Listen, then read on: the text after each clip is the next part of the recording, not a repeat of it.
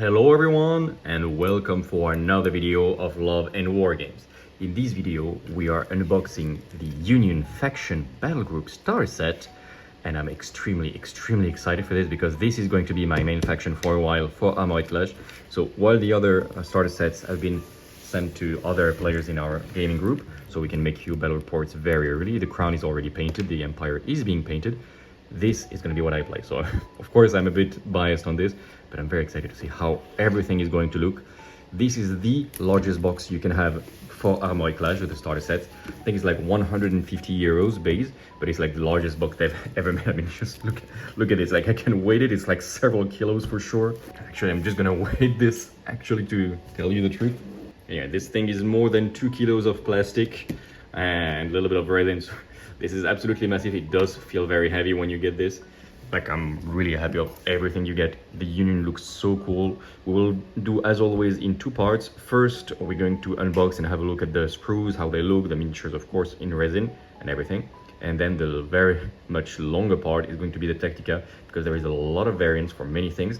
And the big question is, how do you actually play Union? Which units do you really like, and which units do you like a little bit less? We'll take a look at all of this. But first, without further ado, let's open the box. We expect this, but this is absolutely massive. Okay, you know how it starts. A little thing to say, like, go there, you have all the rules for free for Armoured Clash.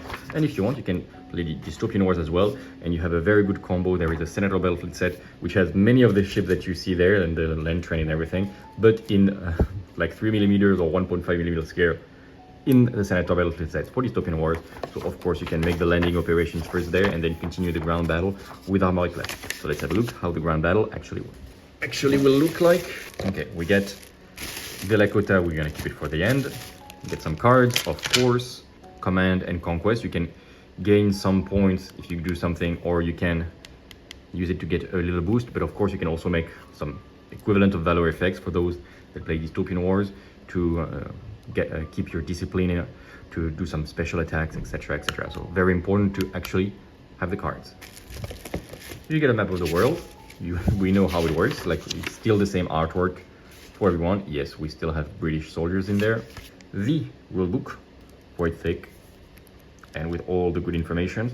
We were just discussing that the game is significantly easier than Dystopian Wars, and the fluff is always very amazing. The game is easier because there are less special rules, and it's like more obvious. I hope that for the next version that might come for Dystopian Wars, they will take the example of Armoured Clash and make it very simple. If you want those rules, of course, it's available for free online without all the fluff part.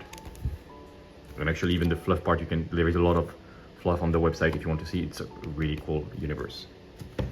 Okay, there it goes. All the plastic. Oh my god, I don't even want to count how many plastic sprues you get in this. Oh, the last thing before we take a look at the sprues is, of course, you get some dices. So you should have 24 of those, and yeah, that's gonna be a lot. Oh my god, I have like twice, because I bought myself a second starter set. And good courage to our painter Yasant, which is painting our Empire right now, and he's gonna paint just after the Union. That's gonna be a lot of work. So let's start with the absolute crazy amount of infantry base that you get. You can, as always, you put your miniatures directly there, or use this for artillery, or you can fill it up. You do it as you want. So I get 9 of those, and actually there's supposed to be a 10th. And there was some issues with the first starter set, so War Cradle just nicely sent me in a specific package another sprue. So it is quite nice that they did, and this allows me to say that the customer support for Dystopian Wars is very nice. Like, it's very efficient. You tell them you have any problem, and they don't ask any questions. They're like, okay, sorry, like, let us give you the sprue that was missing, etc. Like, really very happy with the customer support. I didn't have, until this, have to have any contact with them, but some of my colleagues in the gaming group had some issues with some starters or whatever, like they had some issues. Only good feedback, like they answer very fast and very efficiently. So you do get 10 times this. Like, there are different variants, but wow, that's a lot of bases. You also get the objective sets and everything, like the measuring tools, the turn timer, like everything that you need. You get this, of course. You get 4 sprues of terrain, 2 times this one and 2 times this, so you can build some terrain. This is very good because like you do need terrain in Armoured Clash. Like if you play on an empty space, the infantry is not going to be very efficient. The infantry most of the time needs to be in buildings, first of all, like to survive, and it really makes the game more interesting. And you use transport to get your infantry there so they can survive. Like it's very good. Like you've seen them quite a few times already. But as always, if you don't have any 6 or 10 millimeters terrain, you should start with this starter set for your miniatures. If you have a friend, tell him to also take the starter set, so you really will have a lot of troops on the battlefield that can hide in buildings. It's really important for the beauty of the table, for the balance of the game, etc, etc. And it's kind of like they call it bonus content, but when I said that this starter set is crazy good value, when it was announced, I said like, yeah, you basically get everything at half price than buying it separately. I did include the price of these bonus sprues, so do take advantage of them. And now we have what actually interests us the most. We do have some tokens. Let's finish with those. You've seen them a few times. You get them, you can pop them. They are bigger than those for Dystopian Wars, which is actually enjoyable. You've seen them. You get 2 sets of those, and you get 3 infantry sprues and 3 armored regiment sprues. So let's take a look at those. So this is obviously going to be the infantry sprues. You can see there is a pacifier right in the center. So I made double zoom so you can see better. Pacifiers being the heavy infantry. They're so small. Oh my god! But look at, he has a mustache. Can we see this on the camera? You can see the beard and the mustache. My god! Like this is like my finger. Like I don't know if you can see, but it's extremely small but so detailed. You really need to have a technique to like some kind of like contrast paint or the equivalent, because you are not going to take a super mini brush to paint all the details for sure. Making an overview, there, oh my god, this is extremely cool. This is also a pacifier with a kind of like metal head, sort of like the Nod or the bad guys in G.I. Joe. How was it called? Snake? Cobra or something like this. The Tesla bots, obviously, I will not explain too much like how they play, but basically those are fire team that you can use in support of your main infantry squad. Same for this rocket launcher here or the Gatling guy there. We've seen a lot of pacifiers, those guys for artillery. This is a command. Oh my god, look at the commander. I don't think I ever saw this small. It's a cowboy. It's shooting. Oh my, I don't know for who you bring this guy, but I just need this in my life. My god, it's very, very cool. Can you make 10 millimeters Wild West Exodus game with those guys? Beautiful, beautiful models. It really comforts me in the fact that, okay, I really made a good decision to take the Union. And I don't want to spit on Games Workshop, because I also play Epic and Legends Imperialis and stuff, even if I don't make videos about it. But those guys are in one block. There is no giant piece of plastic on the side between the arms and the leg. I don't like to spit on the jump. Sorry, I don't like to jump on the bandwagon that complains about Games Workshop. But look at this, it can be done. Look, there is even a little space between the hand and the cannon right here. It can be done. They were supposed to have the beautiful Hotchkiss cannon. Yeah, kind of like repeater Gatling revolver cannon. The concept is amazing. I love this, and I need a lot of those in my life. The bikes that you get here, we'll see. There is, okay, this looks like a motorcycle bike. It's actually a hover bike, and there is going to be something you put in the front. And there are 2 variants depending on what you put in the front of this. You actually have 3 types of cavalry with the Union. 1 light iron horse, 1 heavy blazer, which is basically this guy with more Gatlings in the front, and 1 that is actually piloted by Tesla bots. We'll see it, the Tesla cavalry in the Armored Regiment sprue. So more cavalry. The basic guys, the troopers, here they are. The default infantry for the Union, looking extremely cool. I know some people say like, yeah, they look a bit too sci-fi to me, but no, they look like just armored Union troopers from the Civil War. It's not sci-fi. Maybe the air rifle is a bit futuristic, but is it bad? I don't think so. You get a lot of those, and yeah. So this is the front if you want to make the Iron Horse, and then the opposite, of course. This is the one with the Gatling. Here you can see them with the 4 Gatlings in front if you want to make the Blazers. Some little flags. I've seen people doing some American flags. Well done to do it at this scale. And last but not least, you have this structure that will allow you need a lot of imagination, but it actually allows you to make a transport truck, either the Ironhide or the Lamplighter. and there are some differences. We'll see about the Tactica, and I think you can proxy them with those wheels and stuff.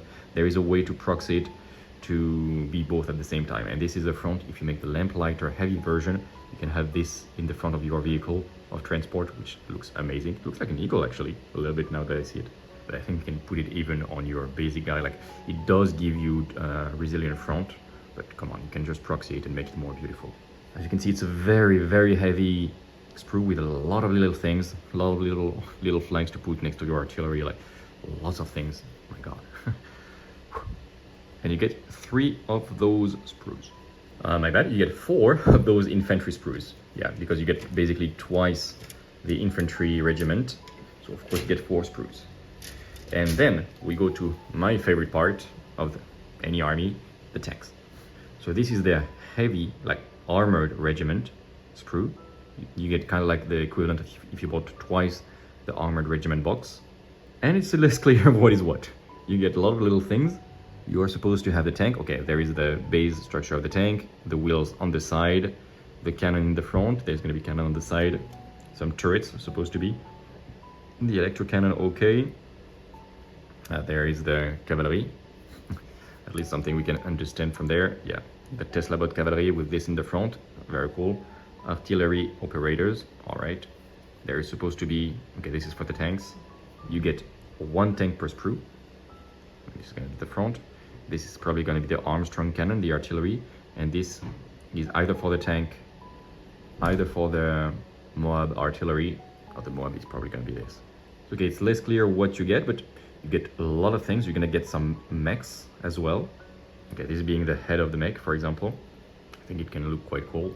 You're going to get some tanks, some artillery, some heavy cavalry, and that's already good. I like that this sprue is a bit circular, like kind of like a revolver or something. I like that they try to make the sprues look nice for each faction, like lots of details. Again, I'm not going to spend too much time on the sprues, especially when we don't see only little bits like this.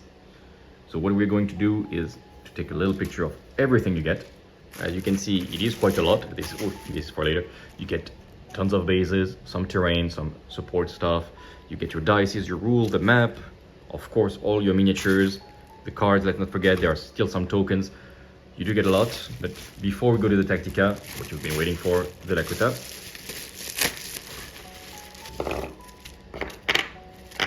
Okay, when I saw the picture, I thought you had 1 type and you can choose the roof, but no.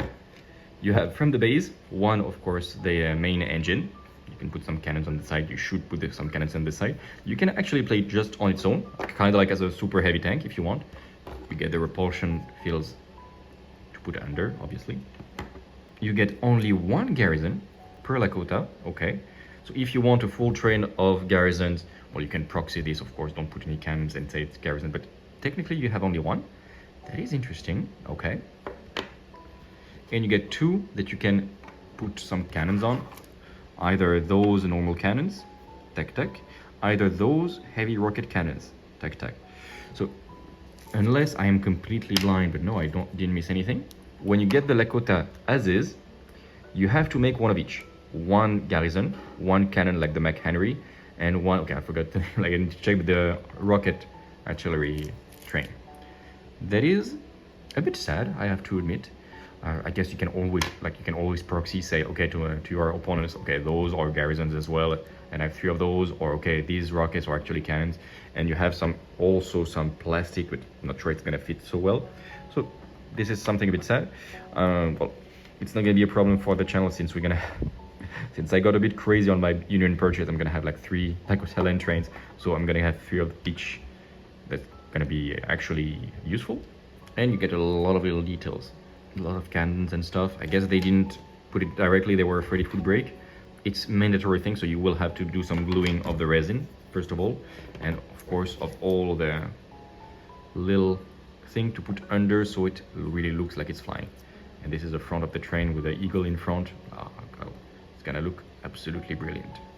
Okay, it's been about 20 minutes of unboxing almost, and this is the short part of the video. Let's jump right into the longer part, the more interesting part, I think, for everyone. Like, we've seen the miniature, the models and sprues, but how do you actually play the Union? Well, let's take a look at this with the Tactica. Okay, let's start for the second longer part of the video, and you know what is coming, the deep dive into the Tactica. We've waited a little bit for this because the beta rule stayed for a little while, but now it's stable. As you can see, it's the Orbit version 1.0, and so yes, it is January, but we can make a deep dive into how all these units will actually play. So how does the Union actually plays on the tabletop, like as a faction? Well, they have some very cool things. As you can expect from an American faction, they have a lot of firepower. They also surprisingly have crazy mobility, like crazy is a big word, but they do move quite well, and they have a lot of automatas at different sizes, infantry size, mech size, even tank sized, and this is explained because they lost like 20% of their population in the Civil War in this universe because of all the crazy technologies, and thus they have a lot of automatas to try to compensate this, and it shows, of course, in the rules. They have quite good infantry. Like, they're not very resilient. They don't have the resilience in melee or at a distance that the Empire and the Crown had before, but they are good for their point cost, and they have especially like the crazy pacifiers. We'll see them in a second, but their very specific capacity is that they can add fire teams to boost those units of infantry, whether the regular federal troopers or the pacifiers, and it makes them more offensive oriented. Like if you just spam the troopers, they're gonna be like good anchor-ish, but if you start to add fire teams, they are not that much larger in terms of actual men, because you just had a few guys with Gatling or rockets or some automatas, but they get much more expensive, so they are more on the glass cannon side of things, but it allows you to really like be efficient with those, and we will talk about this, but about how to combo this and how it actually plays. But this is really something very specific with the Union. It's the capacity to add some fire teams to your guys, and it really impacts your list constructions. They also have great cavalry, and they have 3 different types of cavalries, all of them on overbikes, and you can really choose mix and match, but you can really make a giant horde of overbikes to go alongside your land trains and your transports and everything. So you can really have like mechanized infantry with like cavalry and some transports. Like you can be very mobile, so it's kind of like how you would imagine a giant convoy in the Far West to happen. They also have the Landtrain that I've talked about, which really has a unique capacity. We will see, but spoiler, they can drop some parts of the train to make some mobile garrison. So as the train goes, it drops little bunkers or defenses and cannons and stuff, and it's really interesting. Like we will talk about it more. We'll have to see after some trial and some games, etc., how strong it is, but just on a flavor point of view, this is unique. I've never seen anything like this in any game. Like the capacity to move your transports and to drop buildings along the way, it's crazy. So as is written here, overall their units are not extremely efficient. Like they are less elite than the Crown, for example, because they are in the fluff mass-produced, whether it is their tank, their artillery and stuff. They're meant to be mobile and massively deployed, kind of like what the Union, like the Americans were during the Second World War. But they are efficient, and again, they have a mobility for them, like they're quite fast. As a reminder, we've seen this is everything that you get with the Union faction battle group. So yes, it is 150 euros, absolutely, but remember you get 15% discount on MOAB Place, and you can tag us in the basket, and then we get 5% back, so thank you very much if you do that. I will not go into the detail again, but as you can see, like if you can see the mouse, like there is an absolute horde of units. You also have buildings, and I didn't add it there, but as you've seen, there are cards, dices, of the lots of like tokens. Like you have tons of things. The map, I didn't put it here because as you can see, just putting the list of the miniatures you have already takes a lot of space. But just one box is incredibly cool on the table, and to be honest, like I have a second box of those on the way, and yeah, of course it's amazing, and do expect it in a battle report soonish because it's gonna take a while to get painted. Now you have your Union. You're like, how do I build a list? Kind of like Dystopian Wars and those previous factions we've seen. There are different battle groups that unlock you slots for your units. The main Union faction battle group requires you to have 1 commander unit and 1 infantry unit minimum, and then you can add other things and stuff. As we have seen for the other faction, but shortly if you have not seen the previous videos, you can boost your units up to a certain amount. Like for example, your cavalry, you can have 5 cavalry if you are the minimum size of the game. If you play intermediate size, or default size, you can have up to 10 base of cavalry in a single unit, in a single activation. And if you play Apocalypse game, it's going to be 15, which is what we call full strength. When you see that some units can be bolstered, is the way if you can look at the screen like here, bolstered, it means that a single unit of Union Cavalry in this example can be one level higher. So even if you play at the minimum scale game, you can still have one unit being at the intermediate scale. And this is going to be interesting, especially later on. You will see we have some quite interesting combination. You can quickly see like those with the little stars are those that can be bolstered. Commanders are usually always bolsterable. And here you can see that it's the cavalry that can be bolstered. Interesting, usually it's infantry. And also the tanks. So you can see that the default battle group of the Union wants you to bring big packs of tanks and big packs of cavalry. Interesting already. You can see it's a little bit of mix of everything. You can have from 1 to 3 infantries, up to 3 cavalry, okay? 1 field gun only, 2 artillery great, and 5 tanks. You can absolutely spam the tanks with this, which is really good. Remember though, you can only have one type of each each unit. You can only bring 1 pack of like Rolling Thunder tanks, except, for example here, it's a mainstay unit for this battle group, which means you can have 2 units of Rolling Thunder main battle tanks. It doesn't mean you can spam them like 5 of those, be careful. And of course the Federal Trooper, which is the basic infantry, to which you can add whichever fire teams you want. So this is the base, but what do you get as a bonus? It's actually quite interesting. It's called Give Them Hell, a rule that Dystopian Wars players know well, except it's very different here. Here is a special command, let's call it a Valor effect for those Dystopian Wars players, during the attack step, and you cannot be suppressed when you receive this, and it basically means that when you attack, your normal hit, like your strikes as they call, count as 2 hits instead of 1.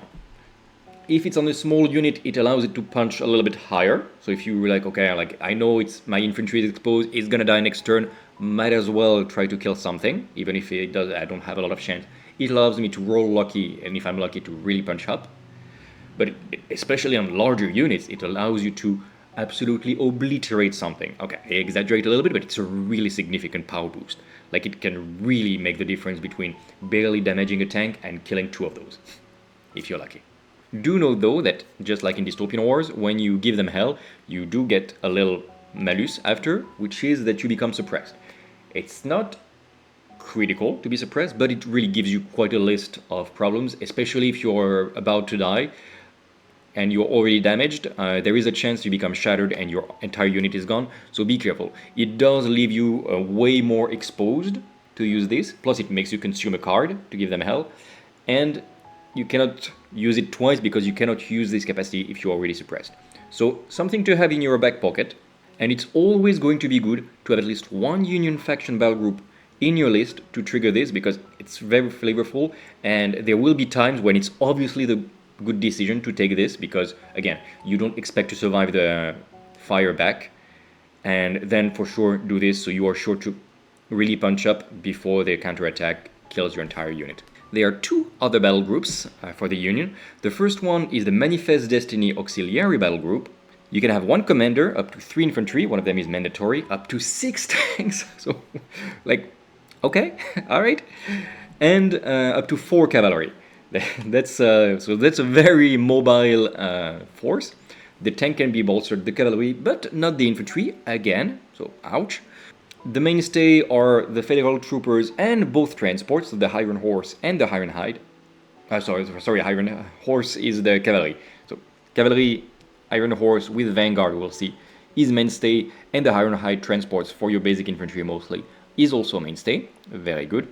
And if you have such a battle group in your list, you gain a bonus, which is Stake a Claim, again a Valor effect, special command. We'll start. You can choose an infantry or a cavalry unit at the end phase, and then you ignore the enemy unit to see if you control a strategic objective or not, which is like, this can be game changer, because basically it means you just take an objective, like you stake a claim. This is crazy. Like this can give you so many points, and for sure you're not supposed to announce the special command before you reveal the card or something, but if I'm not mistaken, but if you say like end phase, I can stake a claim and I'm making a special command, your opponent will for sure put its highest card, because he knows you're gonna put this, and it's crazy. And maybe you can even trick him by just repairing something, and then he wastes a super card. But it's great to have it in your back pocket, whether because the power is very strong, period, or because you want to play mind games with your opponent. crazy boost, and like in my point of view, it is the best boost that you can have in the Union among the 3 battle groups. Insane value. Then you have the Shock and Awe Auxiliary Battle Group. This is the only one, as you can see, with the infantry that can be bolstered. You can have from 1 to 3, and that's quite good. 2 artillery, one of them can be bolstered, so we can see it's like the polar opposite of what we had until now. 2 Union Cavalry only, cannot be bolstered. 1 field gun, which can be bolstered, so again, exactly the opposite. And up to 3 armors. This is your heavy infantry covered by artillery battle group. Because your mainstay is the Pacifier, we will see them, but they're very good. Be careful, their transport cannot be bolstered, and they really have 1 transport that wants to transport them, so be careful not to spam them without transport. They really require this. It can be your Landtrain that transport them, but be careful. And both of the artilleries are mainstay, very good.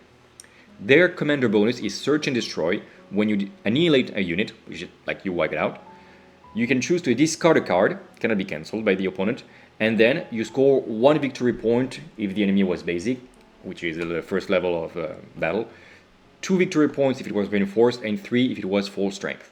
And then you cannot use the conquest objective for annihilating the unit. It's good.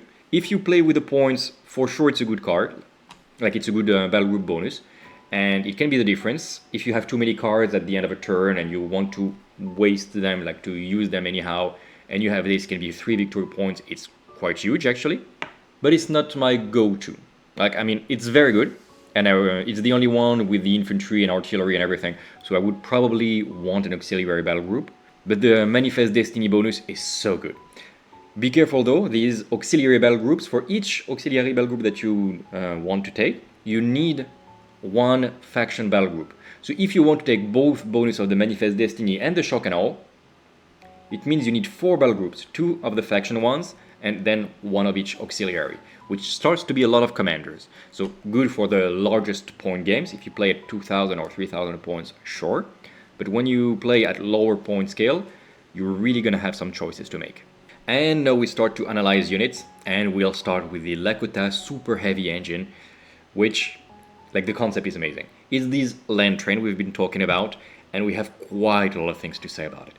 First of all, it's the only behemoth that we've seen so far that can be played at smaller points game. Like, because if you are even at the most basic point scale, you buy this guy, and the trick is that you can add some extra wagon on it depending on the point scale.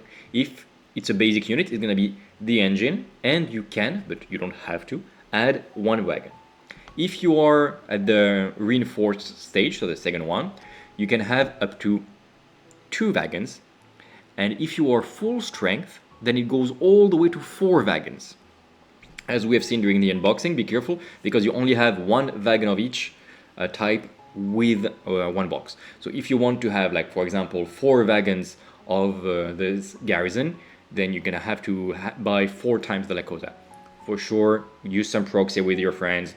It's like, just announce them what it is. Make a little marker if it's needed, but it's gonna be fine.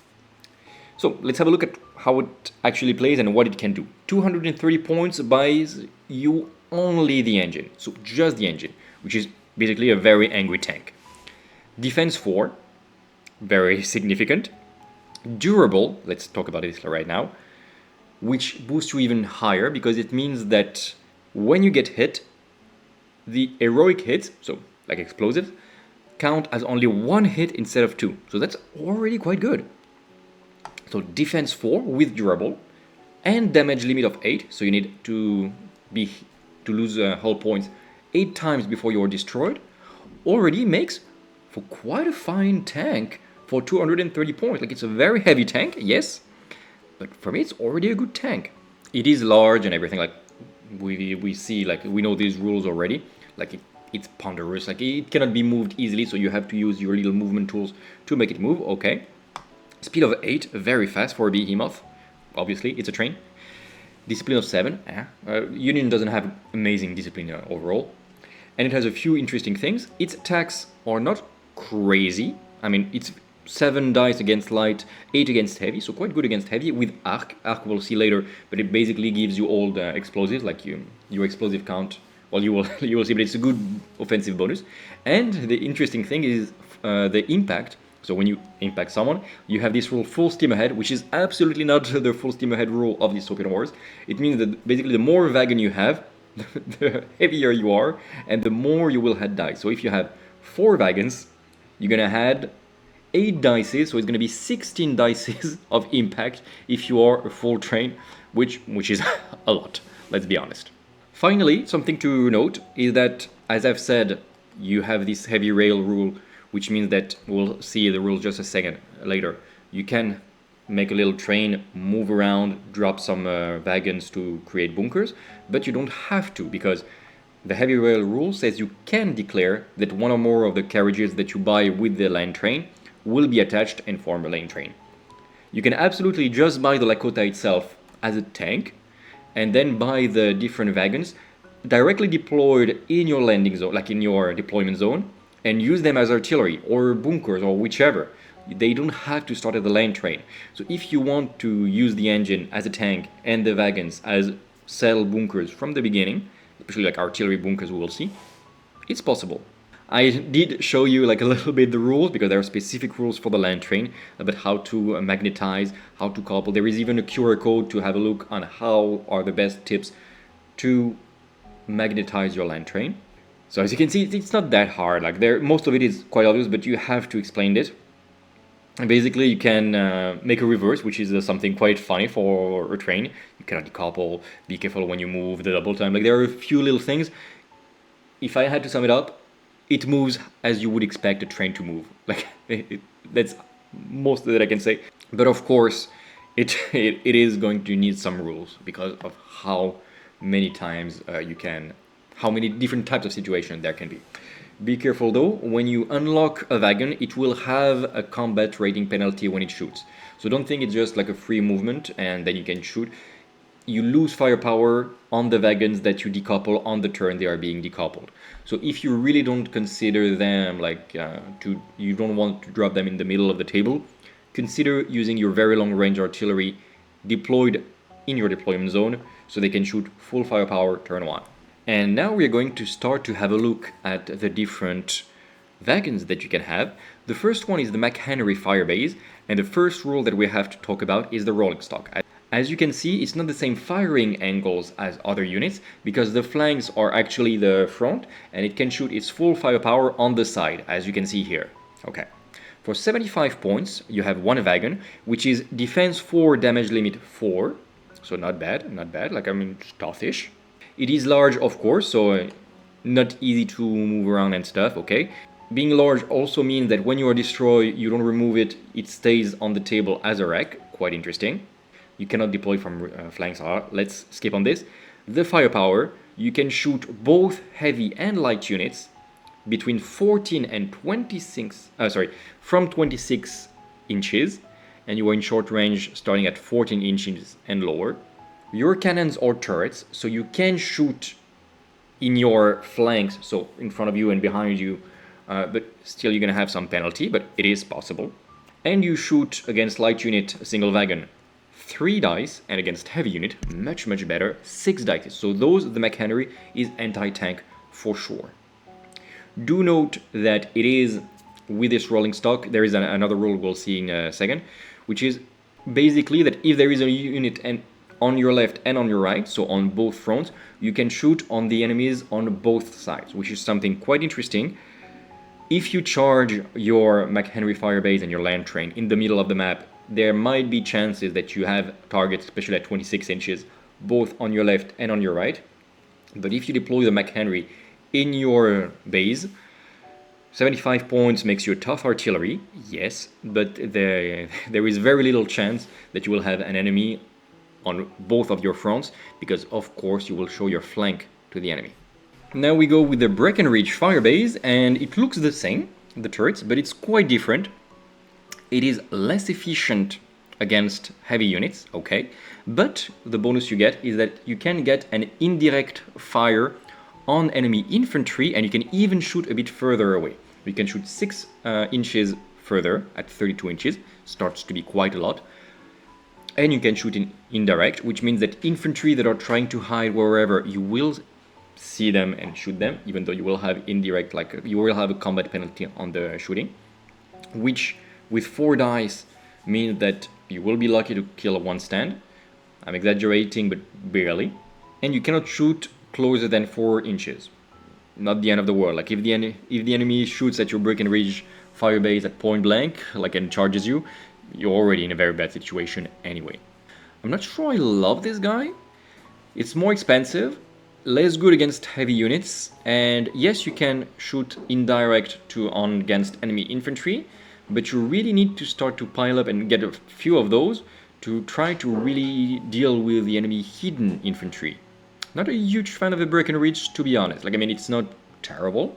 There will be some time when it allows you to kill enemy infantry hidden between buildings, capturing objectives, and you'll be very happy to have him, yes. Is it the first unit that I will want in my list, especially in my Landtrain? I'm not sure at all. Then we go with the Houston Firebase, and I don't see in which world you don't take the Houston instead of the the one before Breckenridge? Breckenridge, that's it. Because if you shoot at light units, it's exactly the same except you have 2 more dice. So yes, you will have penalty, but it's much better. And you only lose 1 dice against heavy, but probably you will never shoot at heavies with the Houston anyway. And 1 dice, is it really gonna be such a difference? I don't think so. And plus you get indirect attacks against heavy units. So if I were to put any of the wagon as defensive positions, like shooting from a long range in my base, I would probably put the Houston, 1 or 2 of those wagons, either hidden if the enemy has himself very heavy artillery and I want to stay safe, or if it's actually quite safe, I would put it above a hill or something, or even out in the open, and just make it a real menace for any enemy. If they hide, yeah, they are a little bit protected, but you're still in the light, but they're a little bit protected. And if they are out in the open, especially the enemy infantry, you will deal with them from a very long range. So very happy with the Houston. Still good in the Landtrain as well, but the best option if you want to put some wagons in your half of the table and to use them as firing positions. And then the absolute MVP of the Landtrains, the Newhaven forward garrison. This is the one that I want the most when I see the stat lines.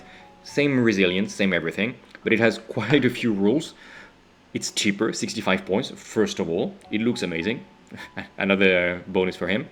And it's a transport. Capacity of 8 means that you can either transport a minimum sized unit of Pacifier per Newhaven, because they take 2 space, spoiler, or you can take 1 full infantry regiment of federal troopers, like the basic size, and a single fire team on top of it, because it's going to be 6 plus 2, 8. So each Newhaven, and this is how I would use it, can transport 6 troopers plus their fire teams, maybe a Gatling, because it wants to be close, or even automatas also want to be close, and then you can drop the Newhaven on an objective. It's going to shoot around, protect its infantry, and when the time is right, the infantry can go out of the Newhaven and obliterate an enemy nearby. It has a few things. It has sponsons, first of all, so when the enemy charges you, each Newhaven can make 3 dice for free. Cannot make, like it's a weekend attack, but if you can kill a little infantry with this, why not? It's free. It's got fields of fire. Oh, this is the rule that allows to shoot on both sides. And yeah, the others didn't have, sorry. The heavy turrets cannot shoot on both sides at the same time. The Newhaven can, because obviously it has Gatlings on each side. And this is not nothing. Not nothing at all, because you can drop it indeed in the middle. It's going to shoot on both sides up to 14 inches. Like, it's not point blank. Like, I mean, many infantry in the game will have to get within range if they want to shoot at you. And it's 5 dice with devastating. Not a joke, not a joke. And it has strong point, which means that it can control strategic objectives as long as it is occupied by an infantry that can control strategic objectives. So you can really drop it on an objective, keep the infantry inside. It's going to be protected from artillery, from many things. If it's destroyed, it doesn't have a specific rule to save you, so be careful. If the enemy destroys a Newhaven, it's going to destroy the infantry inside as well. Be careful. But if the enemy only has snipers and stuff, or flamethrowers, and he tries to come in closer, you can disembark once the enemy infantry is in range, and then obliterate them. I really love the Newhaven. It's a good unit, 65 points, defense 4, damage limit 4, also good. Okay firepower, and it gives you such utility. I love it. It's basically a movable bunker. And the only thing that I wish, but then it would be completely OP, is that the infantry could boost the firepower of the Newhaven. I'm not saying like it should, the entire unit should shoot, but I'm like, while the infantry is inside, maybe it could give a little bonus, maybe some extra dice to the enemy attacks to really act as a bunker. But as of now, it's only a good transport with some offensive capacity that will protect your infantry until the enemy is at a good range. Okay, now that we've seen the Landtrain, and you can again mix it as you want. Personally, I will put a lot of Newhavens to drop them around with probably some artillery wagons all the way in the back, the Houston to shoot some heavy-duty firepower at light units. That's probably what I'm gonna do. You can also have some Federal Trooper Command Platoons, which is also a commanding unit, and if you don't have many Landtrains, which can happen, you will want those guys. Here is the resin version. I think it's Hugh Grant, or what is the name? General Grant? Was it Ulysses Grant? Ulysses Grant was the name of the general. I'm sorry, my wife just gave me the side eye. And this is a unit that you cannot have in the box. This is, if you have the introductory set, you will have this little guy, but you can absolutely make some Federal Trooper Command Platoons with having like, I don't know, 2 little flags and say like, okay, this is my command platoon. Just make sure that it's clearly identifiable. We will see it's 75 points, so not super cheap at all, especially compared to the basic infantry it is as well. Gives your enemy a lot of victory points as well, but it gives chain of command, so +1 to discipline to any units around. It does still work this rule while you are being embarked, and this is, I'm gonna talk about it right now, this is what I would do. If you want to have these fellow troopers, do embark them, because there is a special rule that allows you to stay alive if your transport gets destroyed. So you can really be in your transport, spread out, give your boost to your command for the turn 1, maybe even turn 2, and when you are at point blank or when your transport gets destroyed, you disembark, and then your enemy needs still to shoot at you. Because if you take the Federal Trooper Command Platoon, it's 1 to unlock battle groups, okay, but also to spread your command. And because your infantry is a little bit fragile, you want them to stay alive as long as possible. And unlike the Crown and stuff where you would die if your transport gets destroyed, here the Ironhide doesn't kill you automatically, and thus this is what I would do with a single Federal Trooper Command Platoon, which is what I would always take if I wouldn't make it a huge unit for sure. Okay, as you've seen, we skipped quite fast on the like stat lines of the Command Platoon. It is because we're going to talk about it now. The Federal Trooper Platoon, your bread and butter about infantry. You're going to have a lot of those guys, and they're really good. Basic infantry does seem to be very, very strong in Armoured Clash. I mean, in epic games in general. Legions Imperialis also has a little meta problem where infantry is just so good. Federal Troopers are extremely good as well. 30 points for 6 stands is absolutely cheap. And also like 12 stands for 50 points. You can spam this really, really strong. And yeah, if you would like to, you can just spam 12 stands because it's a little bit cheaper per stand at this level specifically. But if you make a full 18 stands unit, they have great firepower. Like, they're just so good. Each time you upgrade your unit, you can have 2 fire teams. Be careful, because your fire teams need to be at the same level as your unit. Well, there are the rules right here. As you can see, fire teams must always have the same reinforcement level as their parents. So if your unit is bolstered, your fire teams are as well, but it only counts as bolstering a single unit. Good. As we've a little bit said with the Landtrain, there is an obvious combo, which is to take 6 or 12 guys and then 2 or 4 of the fire teams and put them in a Newhaven Garrison. So 1 or 2 Newhaven Garrison, depending on your reinforcement model. Because those guys are fragile. They have no defensive rule. A Crown Infantry had bonus when it's getting charged. The Empire has Resilient Front, which is very good. Those guys have Defense 2, Damage Limit 1. That's it. And they are not very fast at Speed 4. And their discipline is not crazy either at discipline 6. So there is a lot of chance that they just get wiped out by the enemy before they even reach the field of fire. Though they do shoot quite far, like much further than the Empire, for example, because they can shoot up to 12 inches and they have okay firepower. At 4, 10, 16 against light, they have no attack against their heavy. and they're not so bad in melee either. Like, okay, they are quite bad, but it's not the worst. But they can handle themselves against light units, and they can again have some fire teams, which is really their specificity, and you should take advantage of this as much as you can. It's fine to have a big block of federal troopers to catch the enemy with fire, but if you want to use them efficiently and to actually kill your opponent, you will probably want some fire teams at some point. Overall, I will not talk too much about those guys, but they are really brilliant. They are very cheap. You have quite a lot of them. Good range, fine firepower against light, really. Capacity to have fire teams, love it. And especially they have great transport. Ironhides are quite fine, like they're not great at all, and you want to use them as another type of unit. We'll talk in a minute, but they're fine if you want that. And especially in a Newhaven garrison, those guys are absolute MVPs. And now we see the bigger brothers of the federal troopers, which are the Pacifier heavy infantry platoons. So those guys are much more expensive. They're basically twice the price, as you can see, 60 points at the most basic level, and you only have 4 stands instead of 6. So this is already a big change, and you will see their stat line. They have a little bit better discipline, yay, and they have the same, defense 2, damage limit 1. So they are much more fragile, even though they have durable, and yeah, they will just get focused and killed by the enemy as soon as they step out of anything. Because they are very elite infantry that can only shoot at 8 inches. So there is no world in which you have them without a mean of delivering them. Because they're very good at what they do, and we'll see what they do in a second. But if they don't reach where they want to be, you've just wasted a lot of points on heavy infantry. So either you use one Newhaven garrison for each 4 models, either you use Lamplighter Transport, which are purpose-made to transport your pacifiers. No questions asked. So I said they're very good at what they do. Well, it's not surviving, obviously, even if they are durable, so double hits of AOX can't have single, but they're still gonna die. What is it they actually do? They obliterate enemy infantry in garrison. That's what they do. Your enemy has a bunker, has a building, has an objective, they're going there and they slaughtering them.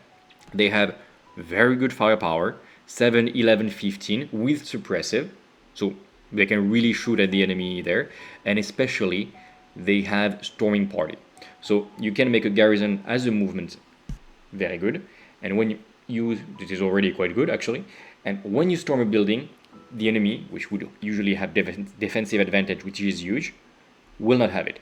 So you can just go out of your transport just after it has moved and just kick out the enemy infantry from their garrison, because your opponent will have some okay stat lines, but you will have more melee than them because you have shock. This is the number between parentheses is what you have against light targets, so infantry.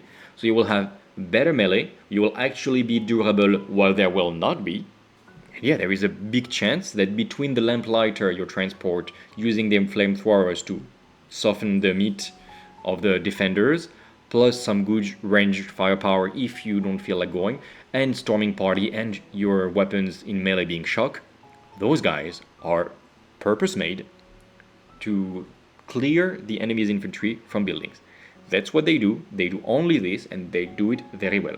They can have a fire team, which you will never want for them, like I don't see why. It completely killed their capacity to be transported. The only moment when you might want a fire team is if you play a funky like narrative scenario and these guys are in defense somewhere in your base, so they don't need a transport, they're already in garrison, and you want, for example, some anti-air firepower. You take the fire team that does this. Great. Well, not great, but is how you can use it. But otherwise, those are your trench clearer, bunker clearers, etc. Now we'll take a look at the fire teams. There are 3 types. The first one is the Federal Gatling fire teams, and the first thing to say is that they are glass cannons. As you can see, you pay 25 points, so almost the price of a full Federal Trooper regiment, except instead of having 6 stands, you have 2. Huge difference. Yes, they are durable, just like pacifiers, so they are the same defensive stat line as pacifiers, except they have terrible discipline. but they have great firepower. They have basically the same firepower, yeah, maybe even better than the Federal Troopers. Yeah, I just checked. When they are at the minimum size, they have more firepower because they gain devastating, and then it goes downhill from here.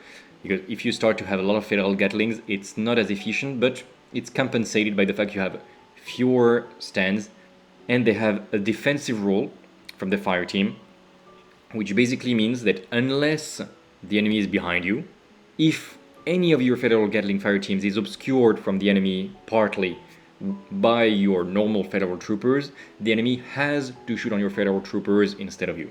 So again, unless they are literally behind you and you're not obscured at all, you're gonna be fine. And since those guys as a fire team can activate together, how it's gonna happen, they're not locked to your troopers, and it's not a single activation, but you're first gonna have your Gatling going forward, because they cannot shoot on top of your own troopers. They're gonna go forward, shoot, kill many things, and then you're gonna double activate with your normal Federal Troopers, and they're gonna, again, pass in front of them to block them, to make sure they don't get shot, and shoot again, and that's how it's going to be. Do note that it means that you cannot make one giant dice pool with both your Federal Troopers and your Federal Gatling. They're always going to activate one after the other, but separately. So something to take into consideration. Do I love the Gatlings? I love it in one specific instance, and it's if you use those guys in a train, because then it's very efficient. The Ironhide Transport cannot efficiently transport your Federal Troopers and your Gatlings, and the only moment when you can transport them efficiently is inside the train, and in which case is great. However, your Newhaven is already anti-light, your Federal Troopers are anti-light, and your Gatlings are anti-light as well. So if your enemy starts to come with those Empire Golems, you cannot do much at all except dying. Or trying to melee, but it's not gonna go well.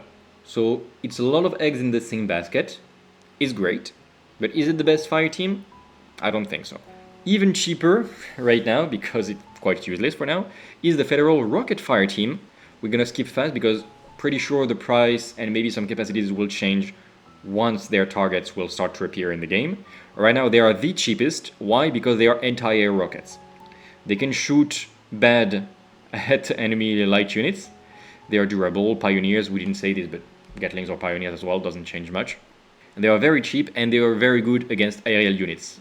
Within 20 inches, they're gonna have basically the same stat line as the Gatlings, except it's gonna be devastating, which is fine if you want to make some reactive fire against some jump infantry, and that's it. There is no other case where you will want the Federal rockets.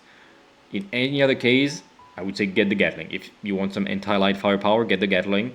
Don't get those guys, because even if you want to make a narrative game, there are no rules for aerial units except jump infantry for the Empire and the Crown.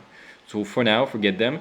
If, I don't know, the Covenant or the Commonwealth have crazy jump infantry that completely twist the meta, those guys are here, they're fine. But until we get aircrafts in like 6 months in the future, I wouldn't look too long at those. And then the absolute MVPs of fire teams for now, the UR-45E Arc Troopers fire teams, and those guys are great. They're not durable, unlike the other two teams, but they bring so much things that you don't have. They are automatas, which means you cannot give them valor effect like strategic commands, but you don't need to make discipline for them, which is gonna be fine. When your troopers die and you start to get shot yourself, you don't need to make discipline tests, which is okay. Pioneers as well, fine. But especially they are more resilient, they are defense 2 as well, they are not durable, but they have damage limit 2, which, okay, starts to be tough. Okay, you pay 30 points for 2 stands, so it's not crazy tough, but it's something. But especially what they bring is a way to shoot at enemy tanks, because otherwise your Federal Troopers are absolutely weaponless against enemy tanks, and those guys bring a short range attack against heavy, which is 4, 8, 12 with arc. That starts to be good. And I just realized I didn't say what the arc actually does. It makes that your heroic strikes explode as 2 dice and not 1. So if you're lucky, you can really roll hot. So it's your anti-tank unit short range for your Federal Troopers, and it gives them so much versatility, because now your enemy cannot just send some heavy units in melee or at short range.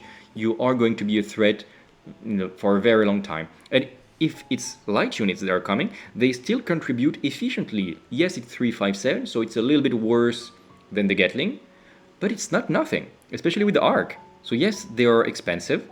They're the same cost as your Federal Troopers, absolutely. But would I put them in my Newhaven garrisons, or basically any time I want some offense-oriented Federal Troopers that will contest objective in the center? Yes, I would absolutely use them. If you want your Federal Troopers to just catch the enemy firepower and just be like meat to absorb the enemy's firepower, don't put any fire team. They make you glass cannon.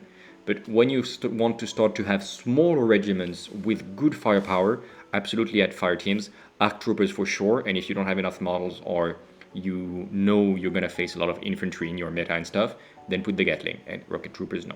Last of the small units that you're gonna get, it's not an infantry, it's a field gun, the field gun of the unit. It looks brilliant, but damn is it fragile. The Hotchkiss revolving cannons. So those guys are basically the most expensive units you're gonna get. It's more expensive than pacifiers even, and you get only 4 stands for an absolutely anemic defensive profile of defense 2, damage limit 1, with no defensive rule whatsoever. So as soon as a little mortar or basic infantry shoots at you, you're dead. So be careful with that. You cannot garrison buildings. That would help you to survive a little bit longer. But you have okay firepower. You have good range, up to 20 inches.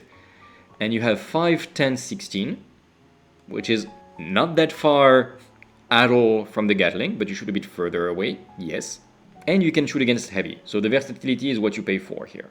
Though if you have enemy tanks, they're gonna outrange you and they're gonna shoot you down very easily, because you literally are more resilient than the basic Federal Trooper, and 20 inches against tanks is not enough. Plus you have reload, so you have cumbersome and static. Static, if you lose in melee, you're dead and you cannot charge, okay. And cumbersome, if you make a double time maneuver, you gain reload and you cannot shoot with your weapons while you have reload.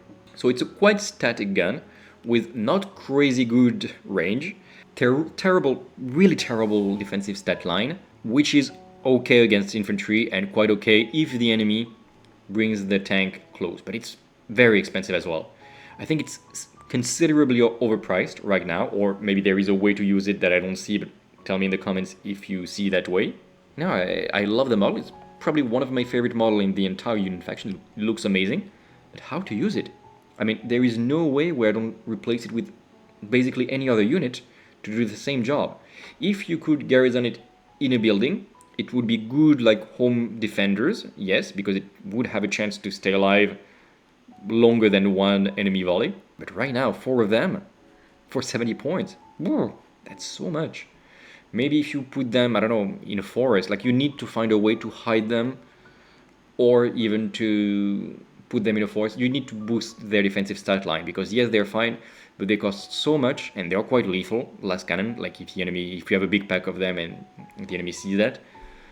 But a huge pack of them at 180 points, okay, it's good. Against infantry, 16 dice is devastating, is great, and 13 dice against heavy is very good as well.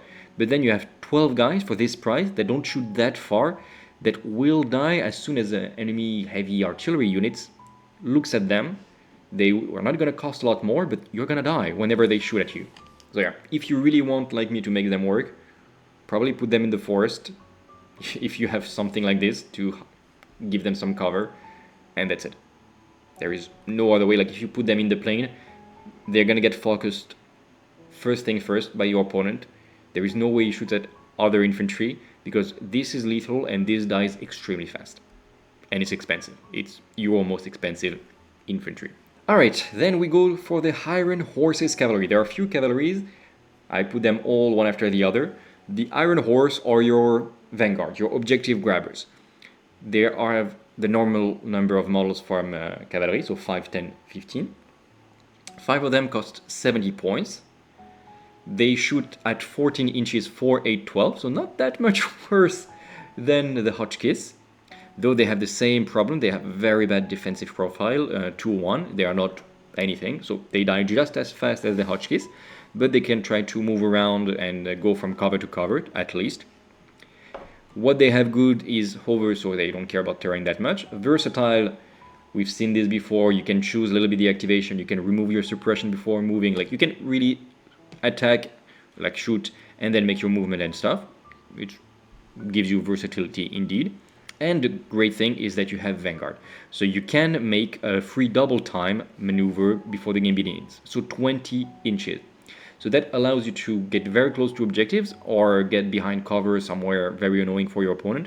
And this is how I would use it. Those guys are best in small units, in my opinion, or middle-sized units, and used to put pressure on your opponent very fast. They're not that expensive for the utility they bring to you. They will die fast, yes, but the idea is that they are fast enough, with Vanguard especially, and hover, that you can use them as a threat piece, if you see my meaning. That you're not going to use them very fast, but you're going to tell the enemy, if you get anywhere close to them, I will charge you and you will get the hurt.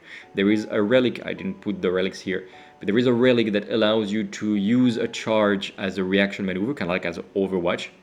And those guys are a very good recipient for this. They're not insane, they can shoot bad at heavy, they can fight in melee very good against light units, yes. They would be very good for hunting the enemy's Hotchkiss, for example, or this type of unit. And they're just good, consider them as good fast infantry, melee oriented, that can put a lot of threat on your opponent. Be careful, they give a lot of victory points to your opponent if you multiply the minimal sized unit. Then we have the Blazer Heavy Cavalry, more expensive, they go much less fast, they lose Vanguard, they lose Versatile, but they are basically your infantry hunter, as you can see from them having tons of Gatling. They're also a little bit better against tanks, yes, and I love the models, but I'm not sure of their role. Like, yes, they're very good at hunting infantry, with even a small unit being 7 dice devastating suppressive, so I don't say you shouldn't bring them. Like a single small unit to kind of like stay on the flanks and hunt enemy infantry is great.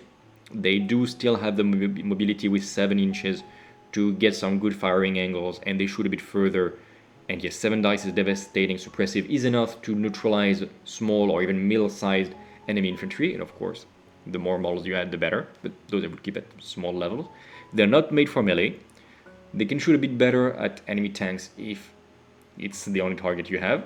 And yeah, good infantry hunters. Still bad discipline, terrible defensive profile, so be very careful. They are glass cannons, absolutely, and they are still expensive.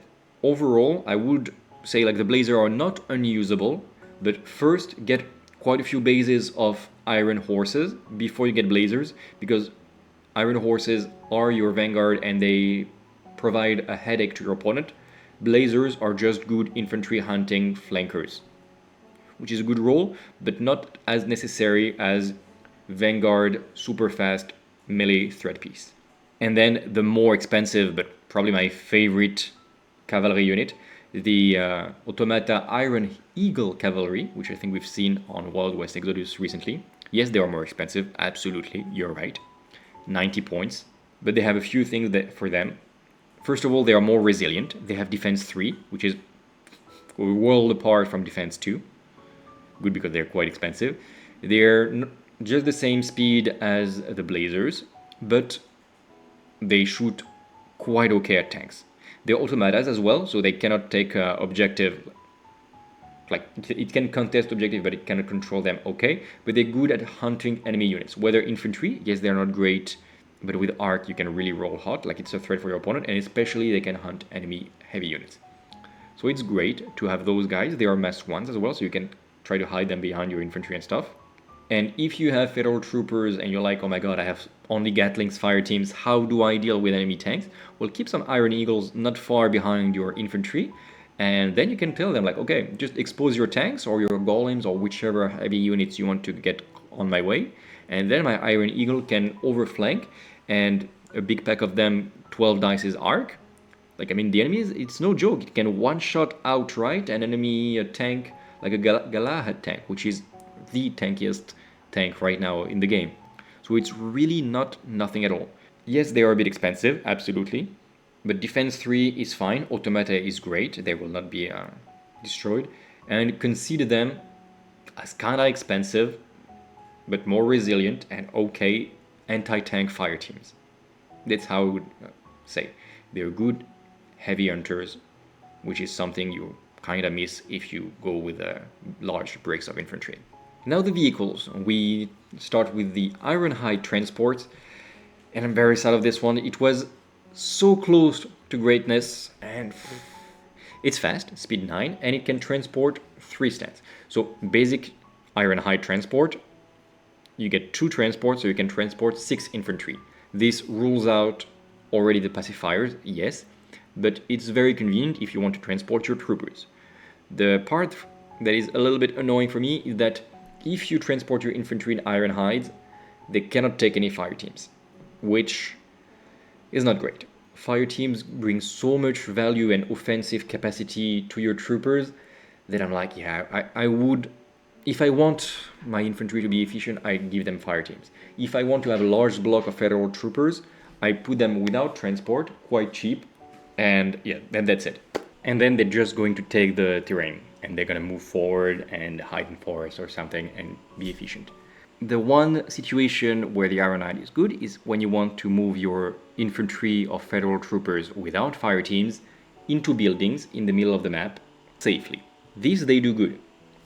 And for 35 points per model, which are not terrible defensively, defense 2, damage limit 3, okay, and especially with bailout, we'll talk about it in a second, they're okay. However, Ironhides can be built either as Ironhides, either as Lamplighters. And as I've said, Federal Trooper are best in trains, okay in out in the open without fireteams, and okay as well in Ironhide Transport without fireteams, just to be projected. But Lamplighters are absolutely necessary for every single one of your pacifiers. I don't see how you play pacifiers without Lamplighters. And thus, this is more like a modelism problem. If you want pacifiers, and you probably do, you build all your Ironhides as Lamplighters. And you will not be very sad because your infantry, your fellow troopers will be in Newhavens or without transports. Until this is solved, Ironhides are a good unit. I mean, if you love the model of the Ironhide specifically, go for it. It's not a bad unit. It's just like a cost of opportunity, let's say. Otherwise, they are fast, they have good defense, good transport, and even their anti-infantry firepower, like, I mean, you will kill a couple guys. It's okay. And especially they have bailout, which basically means when you start to lose transport, you can choose to make a disembark maneuver where your units will not die, like your infantry, you will, yes, disembark, and then you will get suppressed, but you don't die, which is a huge difference. So Ironhides are good transport. Do you want many of those? No. If you can magnetize or make sure you can proxy them as Lamplighters, this is going to be the best. Because Lamplighters, oh boy. So those guys are much more expensive, as you can see, 60 points for 2, yes. Same defensive profile with defense 2 and damage limit 3, but they have resilient front, which means from the front they're going to be defense 3, damage limit 3. Starts to be quite tanky for a transport, yes. Especially they are quite fast at speed 8, like, I mean, they're okay. And they are spacious, so they cancel the rule of bulky of your pacifiers. So every time you have 2 Lamplighters, you can transport 4 pacifiers. So really they are made to go together very well. They're also not terrible at all at shooting enemy units. Against enemy infantry, they are 5, 9, 13, suppressive, you know, and torrent, which means the enemy cannot be concealed, cannot take cover, cannot garrison a building. They're just out in the open because it's basically a flamethrower. So that's already very good. They're also better with torrent for a 12 against heavy. So they're much more like an infantry combat vehicle. And again, they are the only way right now, beyond Newhaven garrisons, to efficiently transport your pacifiers. And your Newhaven, probably you want some federal troopers with fireteams inside. So for me, Lamplighters are absolutely mandatory unit because pacifiers are your offensive infantry that you will throw forward, clear a building and stay inside the building, probably next to the objective, and Lamplighters are your #1 delivery unit. Yes, they're a little bit expensive, 60, 100, 155, but they do so much for you that I will pay these costs every day of the week. They're fast, they're tanky-ish, they're very good against infantry, especially garrisoned infantry, that you can clear for your pacifiers to charge just after, and they can even fight back a little bit against heavy units. What's not to like? Lamplighters, home run. Now the main battle tank of the Union, the Rolling Thunder, and this guy, okay, it's expensive, 125, you can see, for the minimum unit of 2. They are cheaper, faster, less tanky, less lethal version of the Galahad. It has resilient front, so from the front it's going to be defense 4, damage limit 3, tanky, okay. And it has good attacks against light units, like okay attacks against light unit. And it's especially your main anti-tank tank. 5, 10, 16 with a turret, so you can even shoot on the side, which I'm not sure how often you're gonna want to do that, but it's possible if you want to avoid shooting on the Galahad from the front, which I understand. You can flank them and shoot them from the side, but then maybe just point yourself against them. Matters little, like this turret rule on such a mobile unit, I'm not sure it's very useful. You also have sponsons, those little Gatling, so if enemies charge you, you can shoot them with this value. From what I read, you have 3 dice per unit. Does it mean that if you have a full strength unit of 6, you throw 9 dice? I hope, because otherwise you're really incentivized to keeping smaller units. And with a speed of 7, I mean, this is a very good tank. Like, it's not very flashy, but it's a guy that you will be very happy to have many, many multiples of. Again, tough from the front, fast, with the sponsons, good against heavy units. That's what you want from a tank. And this is what he does very well. See it as a cheap, mass-produced, fast tank. Use its speed for your advantage and don't consider it to be the absolute killer that is the Galahad of the Crown. It's not a Galahad. It will lose face-to-face against the Galahad, but it can outflank it. And remember that it's cheaper both in points and in terms of victory points that it brings to your opponent. The Reaper is more expensive and it has some very unique playstyle. It's an automata, first of all, so there is no human inside because the electricity fries everyone around. So that's quite something. It gives it this feel of electricity, stoic defense as well, which means that when the enemy charges you, you're always going to have defensive advantage, which you will need because you're not great in melee at all, even though you have arc, okay, and infantry gets bonus against you, okay. But I actually think that stoic defense overthrows the bonus of infantry against tanks. We'll need to double check this, but if yes, okay, then it's very interesting against infantry, this tank anyway. And its arc weapons are exactly the same against light and heavy units. Same range, same firepower, 4, 8, 12, turret, okay, and arc. So this guy shoots maybe just as well against tank units if you're lucky, if not, it sucks. And it's much better than their Rolling Thunder against infantry units, whether in melee, whether in defense. It's more expensive, yes. And the big problem is that it cannot capture objectives, so be very careful. But as a pure DPS tank, this guy is way up there, and it gives the same number of victory points as the Rolling Thunder. So they have different roles. Rolling Thunders, capturing objectives, being in the middle, bullying your enemies out of objectives. Reaper, just throw them at the enemy and just slaughter everything left and right. Last variant of the artillery, like of the tanks, the Kodiak artillery tank. It's basically, you recognize this artillery turret from the wagon. It's still mostly anti-infantry unit, shoots still at 32 inches, indirect turret, 4, 8, 12. Not brilliant. It's basically very fast, very mobile, very resilient as well artillery tank. And I'm not sure of the role of this, if I'm being honest. Yes, it's an artillery tank. Don't you pay a lot to bring mobility and resilience to a unit that anyway doesn't really care about moving because it has a great range, and doesn't really care about its defensive profile because it's anyway indirect, so you probably want to stay hidden when you shoot? I'll let you guys tell me what you think. For now, I don't see the role of it, if I'm being absolutely honest. There are lots of other units that I would use instead of the Kodiak, and both other tank variants I prefer. But if you want to really go and hunt enemy mortars like the enemy Jezzail from all the way to the back of your enemy line, you can have those guys moving very fast and then shooting. it's a possibility. But otherwise, just use the artillery wagon or the artillery of the Union that we're gonna see very soon.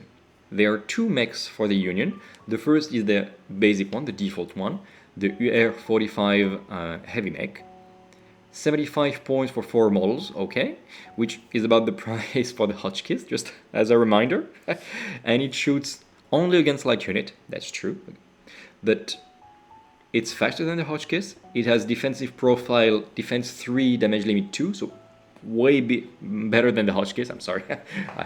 You should start to think I don't like it, but I love the Hotchkiss model. But still, this guy shoots at almost the same range, 4, 8, 12, so the same stat line, except it's devastating. Okay, a little bit under, and it's great at melee as well, because its melee is 5, 8, 12, and if you fight against heavy, it's 8, 12, 15. Insane, like very, very good. Automata as well, so cannot capture objective, cannot be broken by discipline. And it's in lockstep, which means that even though it's a armor mass 2 unit, it is in close formation. So just consider this guy kind of like the golems, the terracotta golem, I forgot the real name, of the Empire. Consider it as super heavy infantry that can accompany your infantry as well. They're not very fast either. They can accompany your unit and just obliterate with their shooting attack, their Gatling, enemy infantry. And they can, with their melee, be a huge threat to enemy melee heavy units, or they can even try to go and charge enemy tanks and be a real threat for them. And they're not that much expensive either for their defensive profile. I mean, I really like the heavy mechs. They are automata, so they cannot capture objectives, so don't over spam them. But again, very good center of the table brawlers. Even more aggressive is going to be the Arc Mech, the UR-45E. And those guys are basically the same. They don't have lockstep, but they have stoic defense. So again, remember that if you're being charged, you have combat bonus, whatever the case. They have arc weapons, so quite good again against light unit, and even better at shooting against heavy unit. And their melee is 468 arc suppressive, so less of a tank killers, but they can shoot the tanks just as well with their shooting attack.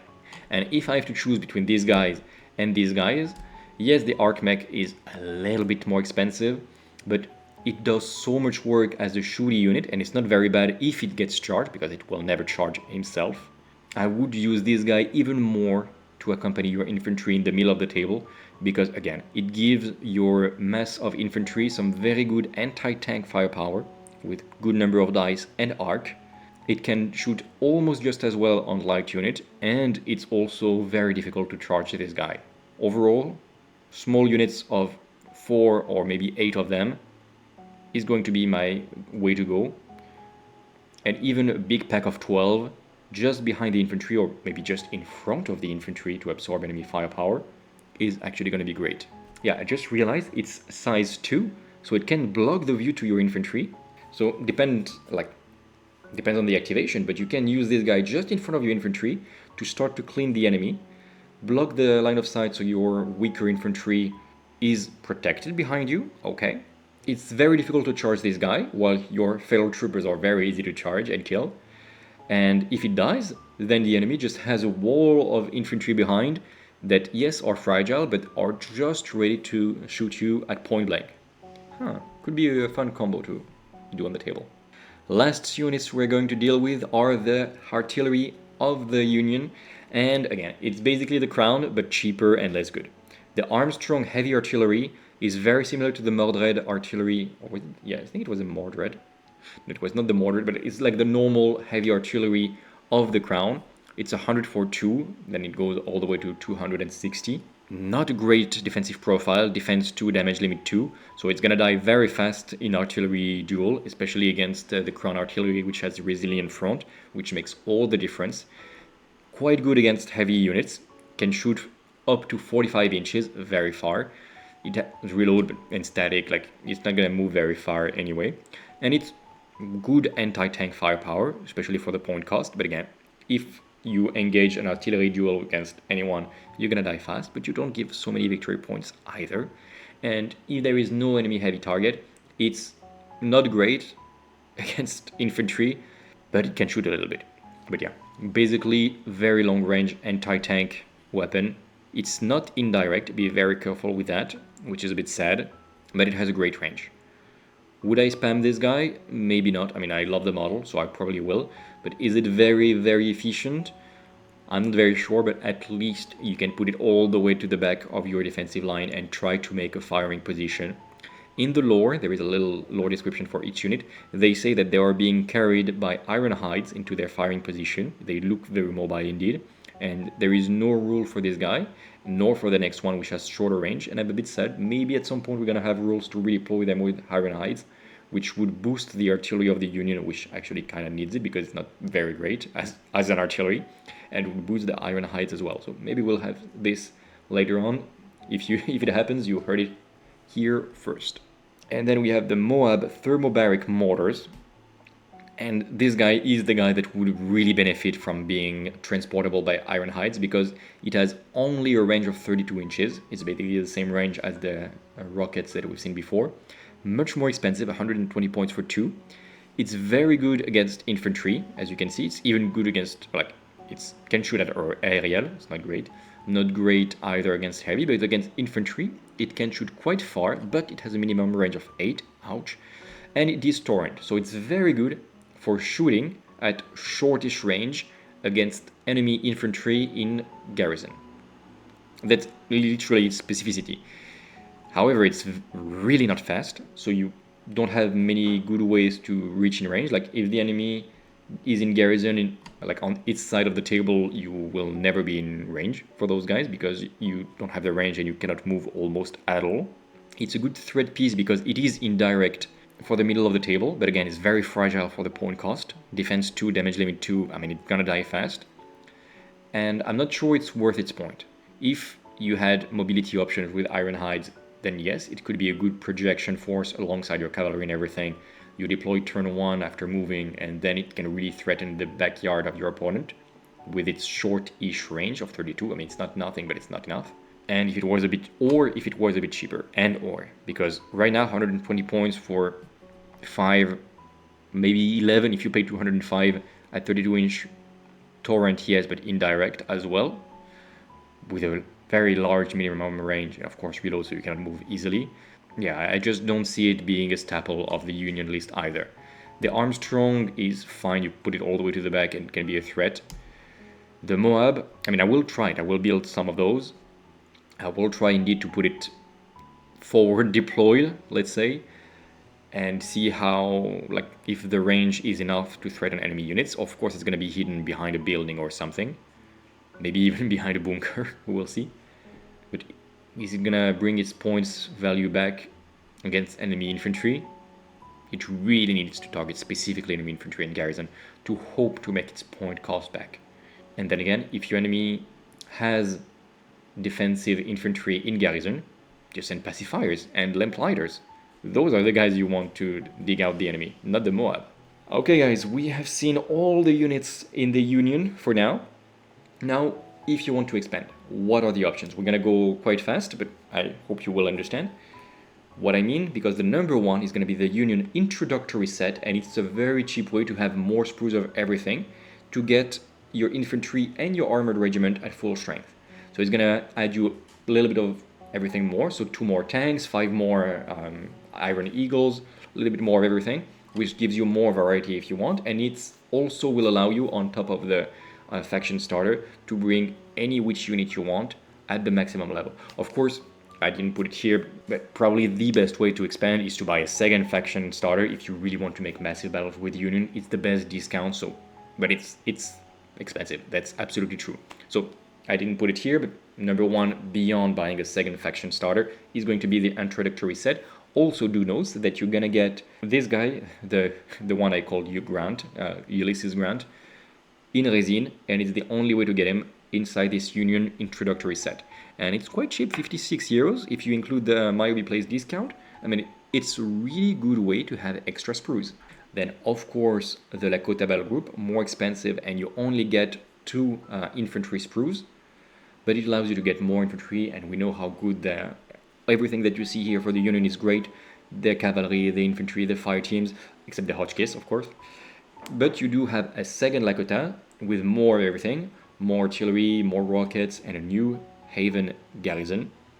So this is really, really good, and I really enjoy that since the infantry combos better with this behemoth, instead of putting armored sprues just as they did for the Empire and the Crown, they put some infantry. Very well played by Warcradle. And finally, last thing, I will not recommend at all to buy infantry regiments because you have much better ways to have infantry around, either with the introductory set or the Lakota and everything.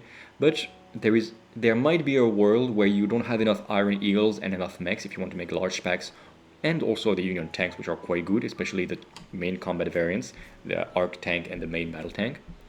So if you want, for 35 euros, 2 sprues of Union Armored Regiment, it's also a good purchase. Is it what I would recommend to spam? No. If you want a lot of sprues, another faction battle group, like 2 of them and then you're set, or maybe the introductory set, which is also very good value for money.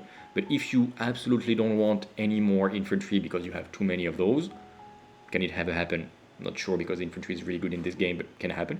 You have this guy at 35 euros. If you don't want to pay another 20 euros because you don't want infantry, then yes, the Armored Regiment is fine. Though I would really recommend you forevermore to get the introductory battle set. Maybe even sell Ulysses Grant in resin to other Union players, because that's really the best deal. And that's it, we've covered the Union faction battle group. That was a long one, but we've basically covered the entire Union faction for Armoured Clash. It is going to be my faction for the game, so expect them in battle reports where I will play soon. We'll make a Crown versus Empire battle report sooner than that because we want to present you the game as soon as possible. Crown is painted, we are now working on painting the Empire forces, but I'm very excited to bring the Union to you. They look very fun to play. Yes, it's the beginning of the game, so some units are stronger than others. Balance cannot be perfect from the beginning. Like, the Hotchkiss is really, not great, and you have some auto-includes, such as the Lamplighters if you have pacifiers. But with time, balance will get better and better, and the main thing is that the Union feels thematic and fun to play. With their hordes of cavalry, very mobile mechanized infantry in Lamplighters, in their Newhaven Garrison from the Landtrain, or even with Ironhides if they get boosted at some point one way or another. I mean, this is going to be a very mobile faction with cheap units but efficient. Mass produced, they will not win a fight one-on-one against the Crown, but they don't have to because they're cheaper. They're gonna have more mobility to flank them and everything, more how to say, unconventional weapons such as MOAB mortars and arc weapons and everything. It's not very legal, I think, even in the game. It's like war crimes, but it's okay. Union is like war crime the faction, so you don't mind that much. And you have hordes of automata, so if you like lots of robots, this is a faction for you until we get giant mechs from the Imperium. Thank you very much for having watched until the end. As always, like, subscribe, comments to let us know what you think of Armoured Clash, of this faction, of the game in general, and you gain a chance to win a Union Armada for Dystopian Wars or some Dwagons for Conquest. Take care of yourself, and until the next video, remember to keep things fair in love and war games. Bye!